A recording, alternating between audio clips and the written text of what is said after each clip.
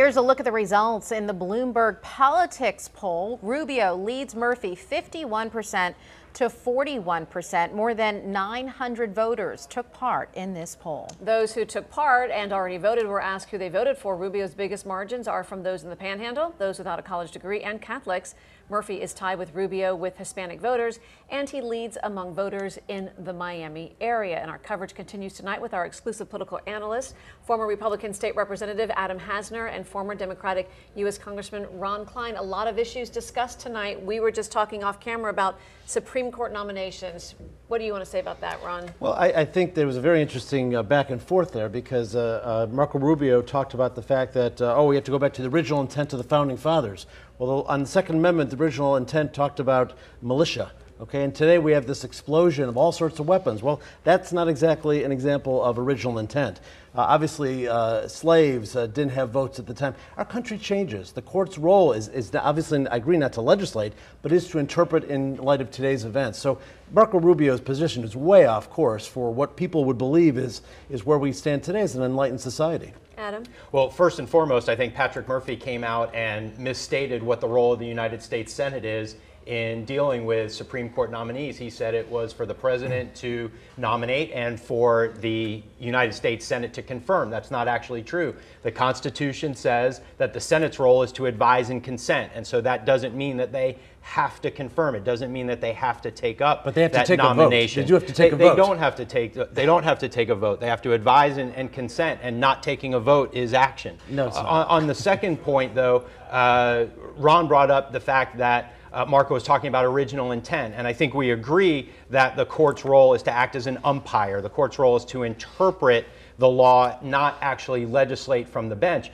But Marco made a great point tonight. He talked about the fact that if you don't like the Constitution, there is a process to change the Constitution, and it has been changed dozens of times through the constitutional amendment process. And so I think Marco really demonstrated his knowledge on the issue, but more importantly, that he is a strict constructionist. Well, I want to comment on that because part of the problem that most Americans have right now with Congress is gridlock.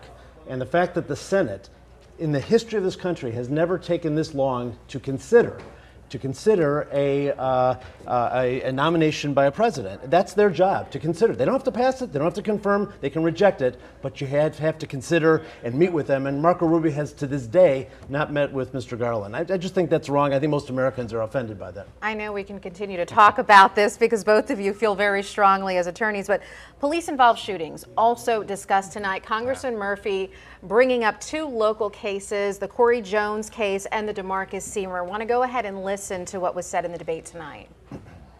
There has been a breakdown in trust in so many of our communities. Just in the past several months in my own congressional district, there's been two terrible tragedies.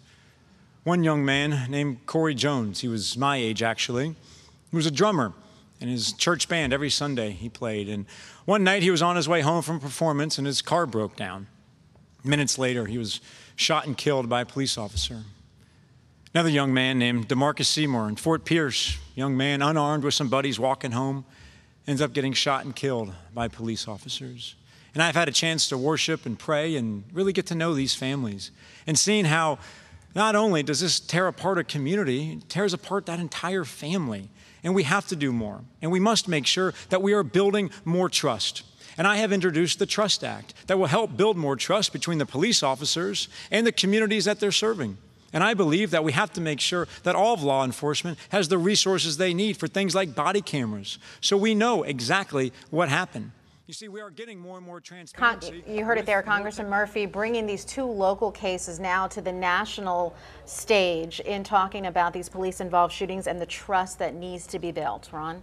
Yeah, these are terrible tragedies, and they're very local to our community. So people know about these, they've read about them, they've seen the coverage, and it's the type of thing that I think most Americans feel in their gut they want to do something. We do respect police. That's our civilization and our community, but also there's a problem. And I think there was a recognition on both their parts that there is a problem. I think Patrick Murphy probably has a better sense of it because of the community he lives in and what he's been dealing with. Adam, quickly with you. Yeah, I think Marco's answer was extremely thoughtful, extremely passionate, and I wish more Republicans would talk about the challenges between police and the minority community. communities more like he does. He has that recognition. He has friends. He referenced some of those in his answer. And I really think that was an emotional moment for him. And I really think he connected with a lot of folks there. All right, gentlemen, thank you. Mark Kelly's Truth Test coming up right after this.